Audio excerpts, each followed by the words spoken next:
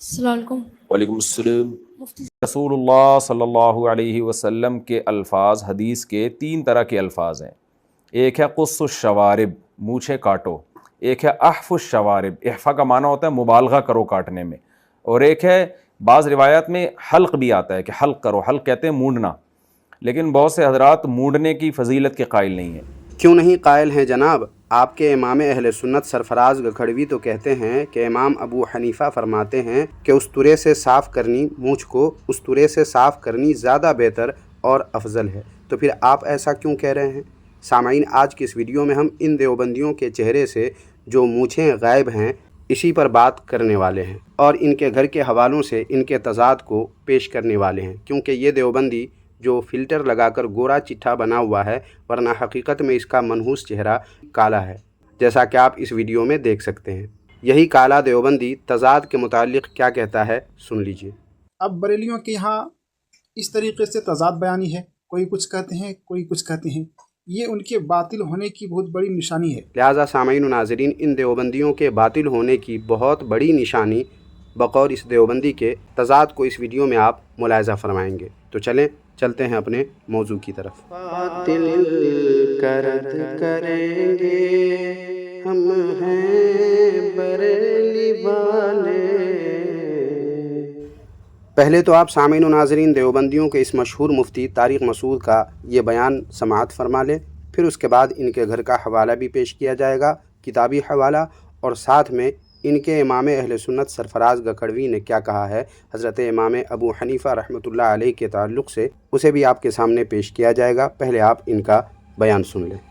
رسول اللہ صلی اللہ علیہ وسلم کے الفاظ حدیث کے تین طرح کے الفاظ ہیں۔ ایک ہے قص الشوارب، مونچھیں کاٹو۔ ایک ہے احف الشوارب، احفا کا معنی ہوتا ہے مبالغہ کرو کاٹنے میں، اور ایک ہے بعض روایات میں حلق بھی آتا ہے کہ حلق کرو، حلق کہتے ہیں مونڈنا، لیکن بہت سے حضرات مونڈنے کی فضیلت کے قائل نہیں ہیں۔ لیکن احفا تو حدیث میں صراحتاً ہے، احفا کا معنی بالکل چھوٹی کر دو۔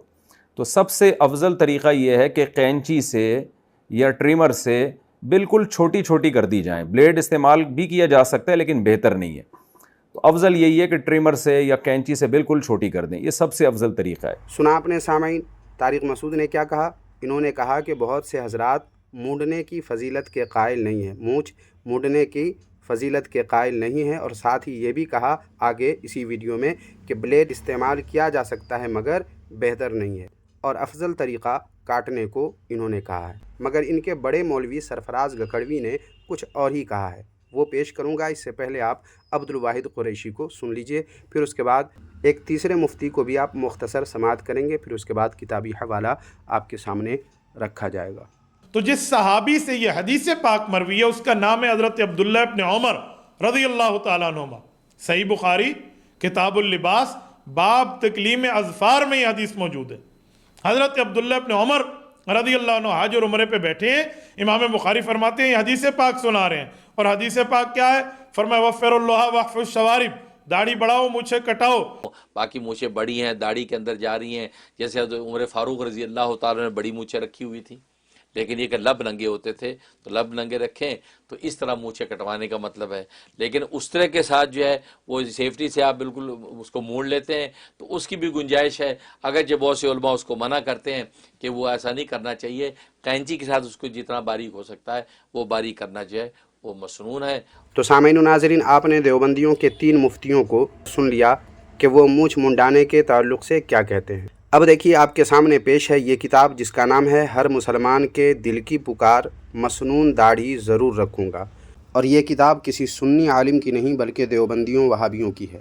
اس کتاب کے صفحہ نمبر 250 کو دیکھیں، یہاں پر ہائی لائٹ عبارت دیکھیں کیا لکھا ہوا۔ عنوان میں ہے مونچھوں کو تراشنے سے متعلق احکام، اور نیچے لکھا ہے کہ داڑھی رکھنے کے ساتھ ساتھ مونچھوں کو تراشنا بھی سنت نبوی صلی اللہ علیہ وآلہ وسلم ہے۔ اکابرین علماء نے مونچھوں کو مونڈنے سے منع فرمایا ہے، غور سے پڑھیے گا اور سنیے گا۔ اکابرین علماء نے مونچھوں کو مونڈنے سے منع فرمایا ہے، یعنی بالکل مٹا دینا۔ مونچھوں کو تراشنے کے بارے میں فرمایا مونچھیں اتنی کاٹ لی جائیں کہ اوپر کے ہونٹ کا کنارہ ظاہر ہو جائے۔ ایک قول ہے کہ اتنی تراشی جائیں کہ وہ بھاؤں کے مانند بن جائیں۔ اور اب دیکھیے سامعین اسی کتاب کے صفحہ نمبر 237 کو، इस पर हाईलाइट इबारत देखें, लिखा हुआ है मूँछों का हुक्म ये है कि कैंची से बारीक कतराना तो सुन्नत है और उस्तुरे से साफ़ कराना बाज़ के नज़दीक दुरुस्त है और बाज़ के नज़दीक मकरूह है, और लबों के बराबर से मूँछें काट दी जाएं तब भी जायज़ है।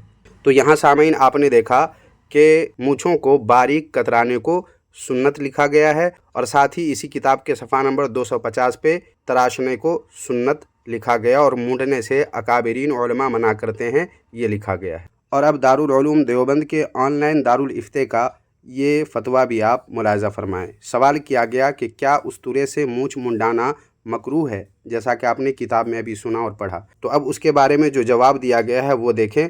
इसमें लिखा हुआ है कि बेहतर यह है कि मूँछें कैंची वगैरह से निकाली जाएं और इस कदर छोटी कर दी जाए कि मूंढने के करीब मालूम हो। बाकी उस्तरा और ब्लेड से साफ़ करना भी जायज़ है, लेकिन खिलाफ औला और गैर बेहतर है, क्योंकि उस्तरा से साफ़ करने के मुतालिक बिदअत और सुन्नत दोनों तरह के अक़वाल मिलते हैं, और जो फ़ेल सुन्नत व बिदअत के दरमियान दायर हो उसका तर्क ही औला है। सुन लिया आपने कि मूँछ को उस्तरा से साफ़ करने के मुतालिक बिदअत और सुन्नत दोनों तरह के अक़वाल मिलते हैं, लेकिन कतरवाना सुन्नत है, यह आपने किताब के हवाले से मुलाहिज़ा कर लिया है। लेकिन सामीन नाज़रीन, आपको ताज्जुब होगा कि देवबंदी जिसे अपना इमाम अहले सुन्नत कहते हैं वो है ये, जिसका नाम है सरफराज ख़ान सफदर। इसी सरफराज गखड़वी की मलफूज़ात पर मुश्तमिल ये किताब देखें, जिसका नाम है मलफूज़ात इमाम अहले सुन्नत सरफराज ख़ान सफदर।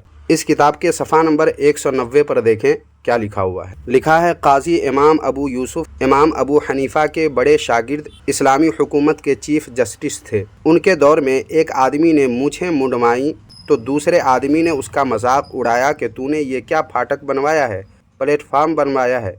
इन अल्फाज की वजह से उस आदमी के ख़िलाफ़ मुकदमा दायर हुआ और अदालत ने फ़ैसला सुनाया कि इस आदमी ने चूँकि सुन्नत की तौहीन की है, लिहाजा ये आदमी काफिर हो गया है और इसका निकाह टूट गया। मतलब ये है कि दोबारा करना पड़े, मेरे ख़्याल से यहाँ होगा दोबारा कलमा पढ़े और दोबारा निकाह पढ़ाया जाए।